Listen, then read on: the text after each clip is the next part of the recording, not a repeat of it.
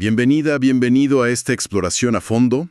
Hoy tenemos sobre la mesa una fuente particularmente rica, la verdad. Son 2 números de Periapeiron.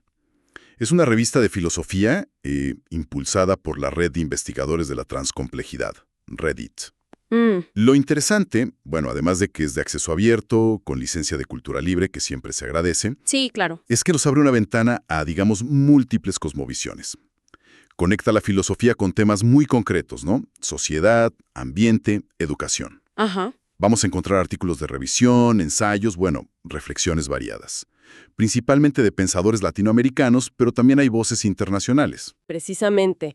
Y nuestra tarea hoy es, pues, destilar algunas de las ideas más potentes, ¿no? Esas que te dejan pensando, que se encuentran en estos textos.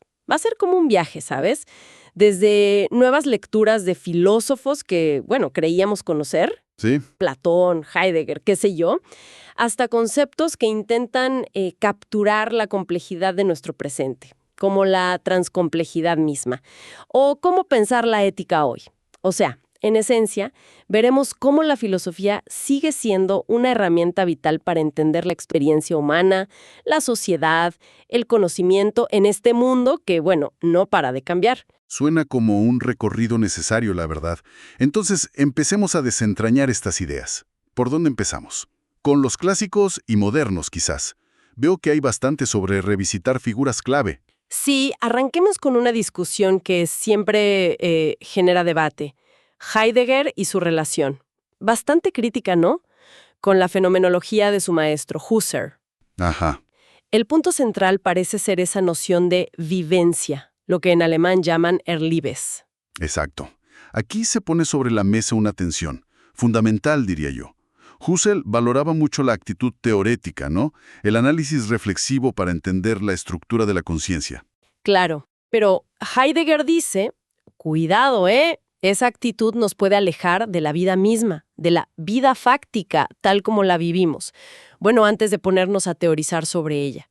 Para Heidegger, lo crucial es la valoración preteórica. Él busca comprender cómo el mundo se nos presenta ya cargado de significado, cómo las cosas mundean. ¿Mondean? Sí, Weltet usa esa palabra.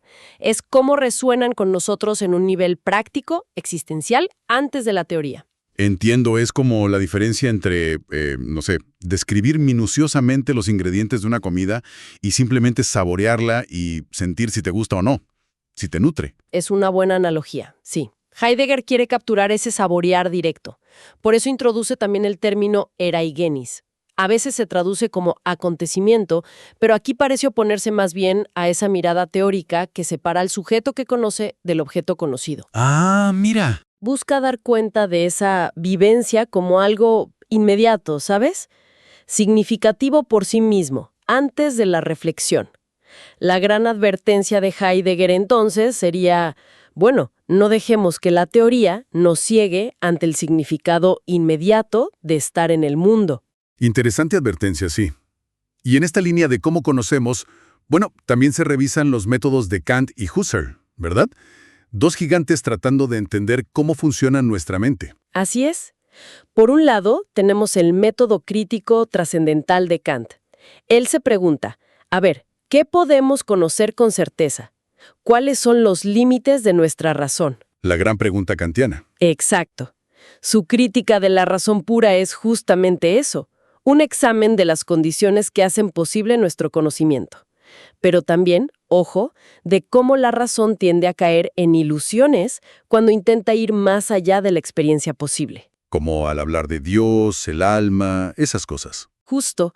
Y frente a ese enfoque en los límites, ¿qué propone Husserl con su fenomenología? Ajá. Husserl nos lanza un llamado distinto, a las cosas mismas. Su método fenomenológico busca describir la experiencia tal cual se nos presenta. Pero para eso hay que hacer algo radical. Suspender nuestros juicios previos, nuestras teorías, nuestras creencias habituales. Es lo que llama la epogé. La famosa epoge. Poner entre paréntesis todo eso para poder observar cómo la conciencia siempre está dirigida hacia algo. esa famosa intencionalidad. Mm, Es como intentar mirar un cuadro por primera vez, ¿sabes? Dejando de lado lo que sabemos del pintor o de la historia del arte para enfocarnos solo en lo que vemos y sentimos frente a él. Dos caminos muy diferentes para abordar la gran pregunta del conocimiento. Y claro, si hablamos de gigantes, no podía faltar Platón. Hay un ensayo que lo imagina dialogando en el ágora. Sí, un recurso creativo, ¿no? Para recordarnos su famosa teoría de las ideas. Ese mundo perfecto, inteligible, eterno, del que nuestro mundo sensible y cambiante es solo una sombra. La caverna. Exacto. Y también repasa ese momento crucial en la historia del pensamiento occidental, el paso del mito al logos, con los presocráticos, el inicio de la búsqueda de explicaciones racionales sobre el cosmos. La idea central que perdura de Platón es esa búsqueda incansable de una verdad estable, más allá de las apariencias fugaces. Y de la Grecia antigua saltamos a conexiones sorprendentes. Se vincula a Heráclito, el filósofo del cambio constante, ¿no? Todo fluye, con la biosemiótica moderna. Parece un salto enorme, ¿sí? Pero la conexión es ingeniosa, la verdad. Se propone reinterpretar el concepto clave de Heráclito, el logos. El logos, ese principio que rige el cambio constante. La unidad de los opuestos, el orden subyacente en el cosmos, a través de un término moderno. Endo-epi-genosis-semiosis. ¿Endo? ¿Epi? ¿Qué? Suena intimidante. Lo es. Pero desglosemos la idea. Endo se refiere a lo interno, epi a lo que está sobre o alrededor, gnosis al conocimiento y semiosis al proceso de signos. A ver, Simplificando mucho, la idea es que podríamos entender el logos heraclitio como un proceso continuo de autoconocimiento a través de los signos que recibimos, tanto interna, pensamientos, emociones, como externamente, y que nos permiten sintonizar con ese orden dinámico del universo. Es como si Heráclito hubiera intuido que el cosmos y la vida misma funcionan como un lenguaje, ¿sabes? Un sistema de comunicación constante. vaya. La idea clave es que la vida puede verse como un diálogo de signos. Una idea muy potente hoy en día. Vaya, una reinterpretación audaz, sí.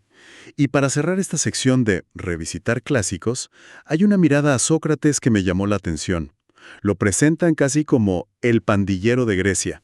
Sí, es una forma provocadora de verlo, claro. No en el sentido criminal, obviamente. Claro, sino como alguien que rompía sistemáticamente con las convenciones sociales, con los discursos aceptados de su tiempo. Alguien que, con su método de preguntas incómodas en plena calle, desafiaba las certezas de sus conciudadanos, las estructuras de poder. La mayéutica. Exacto.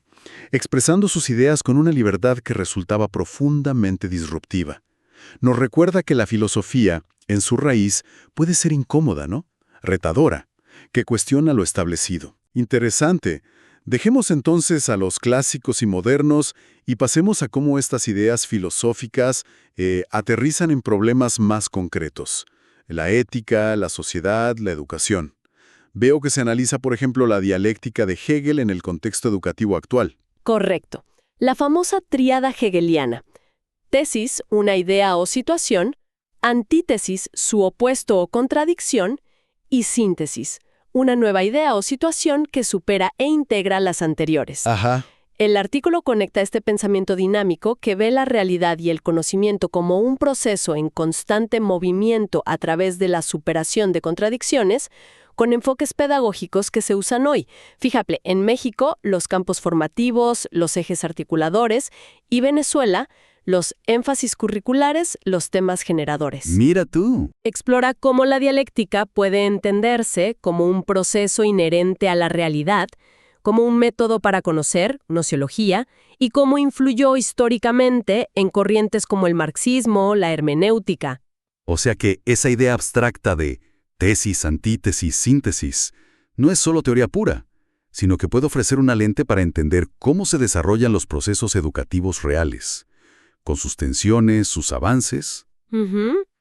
Aunque imagino que aplicar algo tan dinámico en sistemas educativos que a veces son, bastante rígidos, debe ser un desafío en sí mismo. Sin duda. Y siguiendo con la aplicación práctica de ideas, pero ahora sobre reglas y normas, encontramos un análisis del contextualismo pragmático de Wittgenstein.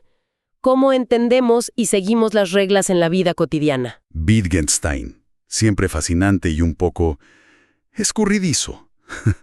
¿Qué nos dice sobre las reglas? Para Wittgenstein, una regla no tiene sentido en abstracto, ¿sabes?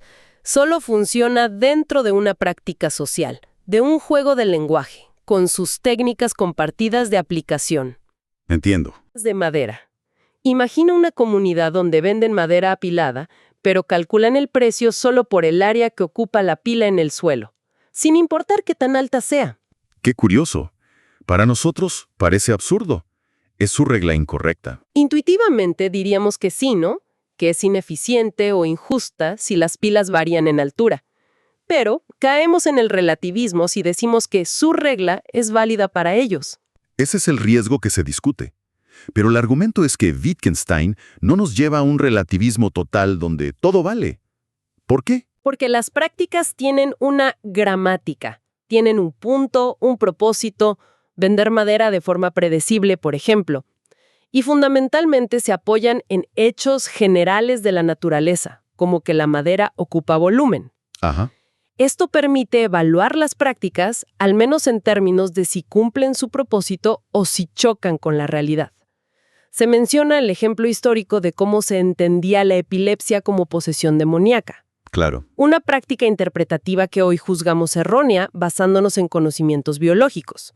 El punto clave de Wittgenstein aquí es: las reglas viven en el uso compartido, pero ese uso no está completamente desconectado de propósitos y de cómo es el mundo. Entendido.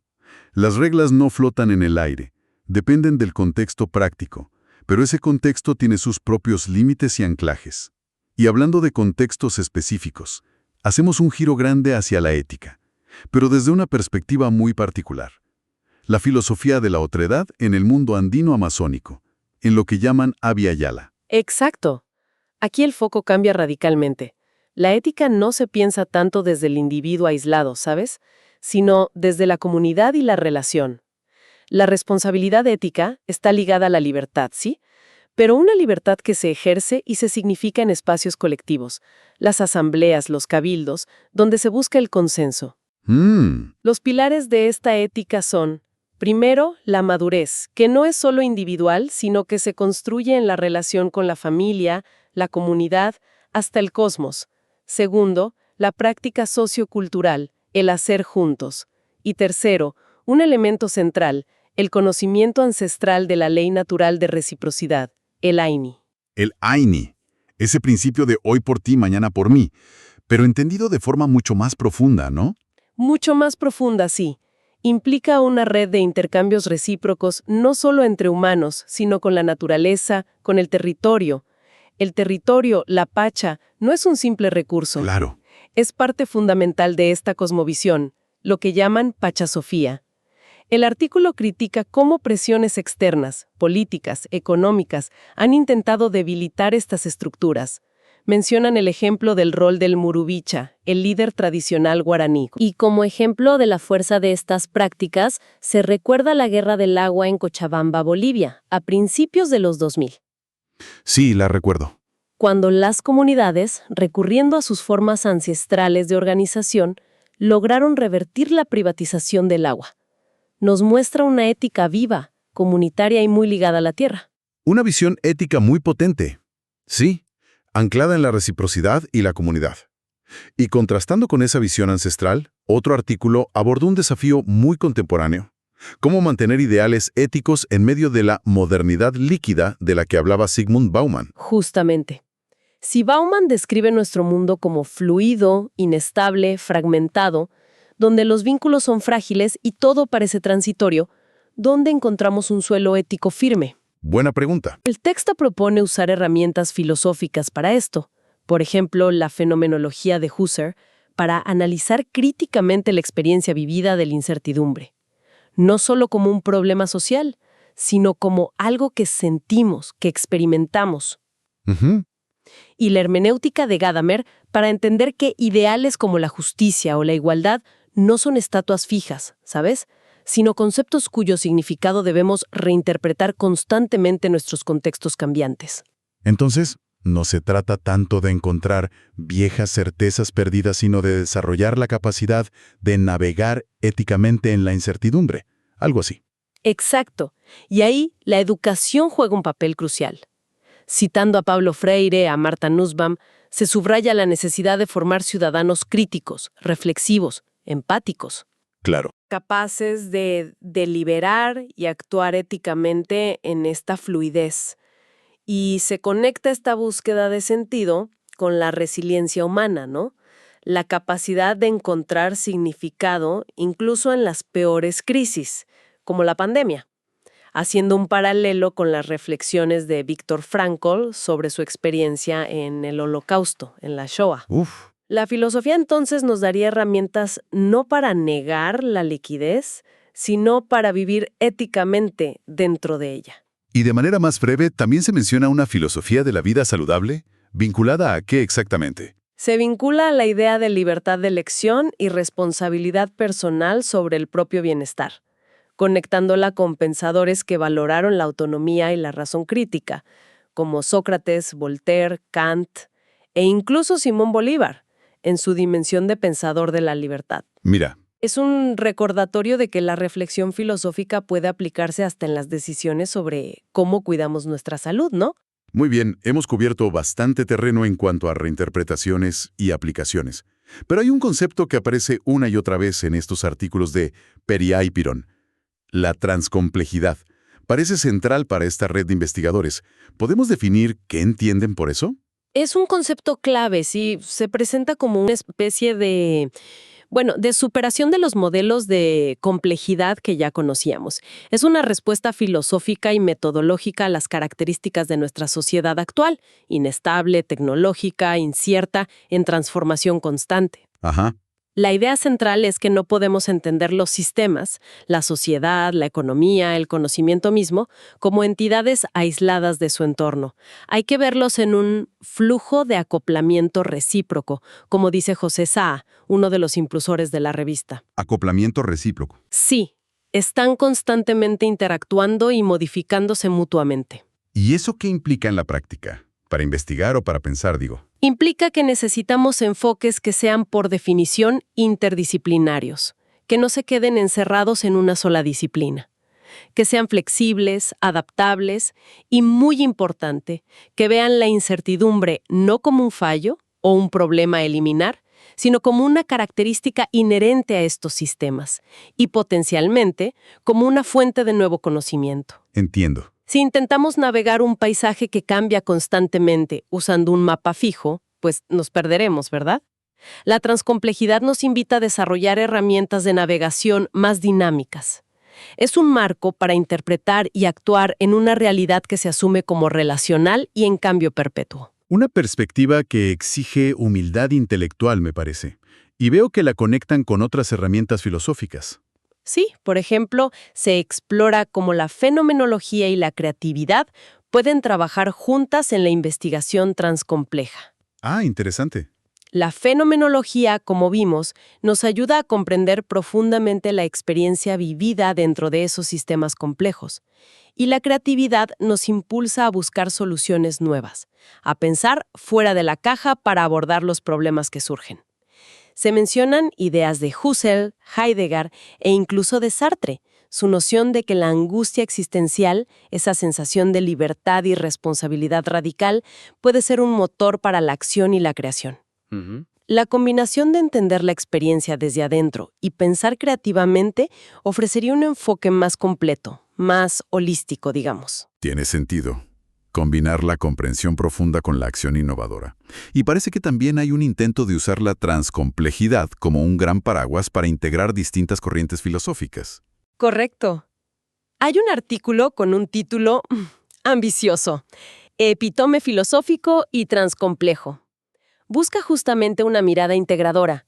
Pasa revista a corrientes muy diversas: el empirismo, Locke, Hume, la dialéctica marxista, la hermenéutica de Gadamer, diferentes teorías sobre el lenguaje, el racionalismo crítico de Popper, la fenomenología, hasta la física teórica. ¡Wow! Pero no lo hace para crear un Frankenstein filosófico, sino para ver cómo todas estas perspectivas, leídas bajo un lente transcomplejo, pueden contribuir a una transformación del conocimiento. Entiendo. El objetivo no es solo acumular teorías, sino reconocer la validez de múltiples miradas para construir una comprensión más rica y dinámica del mundo. Es un proyecto ambicioso, sin duda. Y para completar el panorama de conceptos, se mencionan brevemente algunos otros, como la ecosofía. Sí, la ecosofía y la ecología profunda aparecen como críticas al antropocentrismo, esa visión que pone al ser humano como centro y medida de todas las cosas. Claro. Y como un llamado a una relación más respetuosa y equilibrada con la naturaleza. Algo muy alineado con la visión andina que comentamos antes, ¿verdad? Sí, totalmente. Y también, como curiosidad, se muestra cómo métodos filosóficos como la fenomenología o la dialéctica trascendental pueden aplicarse a campos inesperados, incluso a la contabilidad, en lo que proponen llamar contadología. Contadología. Contadología. Muestra la plasticidad del pensamiento filosófico. Realmente, la variedad y profundidad que encontramos en Peria y Perón es notable. Ha sido un recorrido intenso, Desde releer a los gigantes griegos hasta explorar marcos conceptuales diseñados para el siglo XXI como la transcomplejidad. Definitivamente. Lo que estos artículos nos muestran es una filosofía vibrante, que no le teme a dialogar con su larga historia, pero que está firmemente plantada en los desafíos de hoy. Cómo pensar la ética en la globalización líquida, cómo educar en la incertidumbre, cómo replantear nuestra relación con el planeta, e incluso cómo entender qué significa conocer en un mundo hiperconectado y en cambio constante. Después de esta inmersión, me queda la sensación de que la filosofía, lejos de ser un ejercicio abstracto o puramente académico, es una caja de herramientas fundamental. Una herramienta para orientarnos, para dar sentido a nuestras vidas y para comprender, o al menos intentarlo, la complejísima realidad que compartimos. Totalmente de acuerdo. Y quizá, como reflexión final para quien nos escucha, podríamos dejar planteada una pregunta que conecta varias de las ideas que exploramos hoy.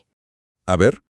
Por un lado, tenemos esa sabiduría ancestral andina de Laini, con su énfasis en la reciprocidad, la comunidad, la conexión cósmica.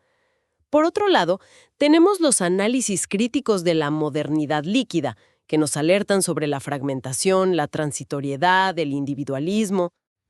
La pregunta sería, ¿cómo podríamos tejer juntas estas dos hebras? ¿Cómo podríamos combinar esa valoración profunda de la interdependencia tanto social como ecológica con una comprensión crítica de las dinámicas fragmentadoras de nuestro tiempo, para intentar forjar caminos éticos que sean a la vez más sólidos y más resilientes en nuestras sociedades? Sociedades que están globalmente conectadas, pero, tan a menudo divididas internamente, ¿no? Una pregunta que da vértigo, pero muy necesaria. Sin duda invita a seguir pensando mucho después de terminar de escuchar. Ha sido una exploración muy reveladora de las ideas que circulan en Peria y Perón.